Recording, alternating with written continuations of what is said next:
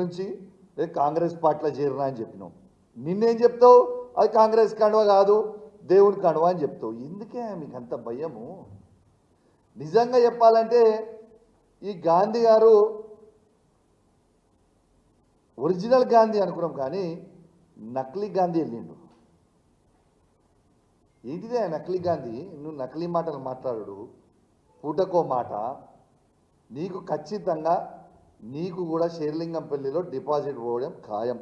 నేను ఇలా ఒక గిఫ్ట్ పంపుతా ఉన్నా ఈ 10 మంది మారిన ఎమ్మెల్యేలకి. మంచిగా తెచ్చిన ఓ చీర ఇంకా గాజులు తెచ్చిన. ఇలా ఈ 10 మంది ఎమ్మెల్యేలకి నేను చూపిస్తా ఉన్నా. దానం నాగేందర్ గారు, కడియం శ్రీహరి గారు, గాంధీ గారు, ఇక మారిన 10 ఎమ్మెల్యేలు, వెంకట్రావు గారు, పోచారం శ్రీనివాసరెడ్డి గారు,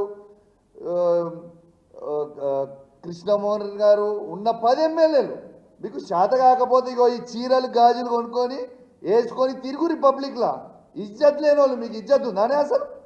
మీకు ఇజ్జత్ లేని వాళ్ళు కాబట్టే ఇగో మీ ఇద్దరికి మీరు మొగోలు కాదు కాబట్టే ఇగో చీరలు గాజులు పంపుతా ఉన్నా. ఈ 2 కూడా మీరు వేసుకొని తిరగాలని నేను విజ్ఞప్తి చేస్తూ ఉన్నాను.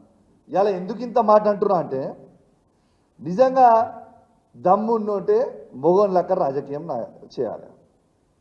గజ ఎందుకు కొనుక్కుతుర్రా? ఇలా కోర్టు డిసిషన్ రాగానే మీరు అందరూ ఒకడేమో నేను పార్టీలో చేరలేదని, ఒకడేమో సుప్రీంకోర్టు బెంచ్ ఉన్నదని, ఇంకోటేమో ఇంకోటని ఖచ్చితంగా ఈ చీరలు గాజులు వేసుకోవాలి. మీరు రిజైన్ చేయకపోతే స్పీకర్ గారు నిర్ణయం తీసుకునే కంటే ముందే మీరు రిజైన్ చేసి ఎలక్షన్లకు కోరి, లేదు అంటే ఈ 2 రోజులలో మీరు పోలేదంటే ఖచ్చితంగా ఈ చీరలు గాజులు మీ ఇంటికి కొరియర్ చేస్తా. అడ్రస్ కొని కొరియర్ చేస్తా, గ్యారంటీగా చేస్తా. అది కూడా మీడియా సమక్షంలోనే చేస్తా. ఉట్టికి కూడా ఏం చేయాలని తెలియజేస్తూ, మీరు ఎంత గజ వణికినా మీరు కేసీఆర్ గారిని మోసం చేస్తే ప్రజలు ఎవరు క్షమించడానికి సిద్ధంగా లేరు.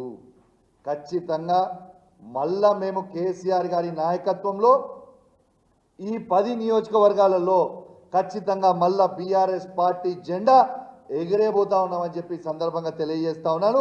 ఎలక్షన్లు రావడం తథ్యం.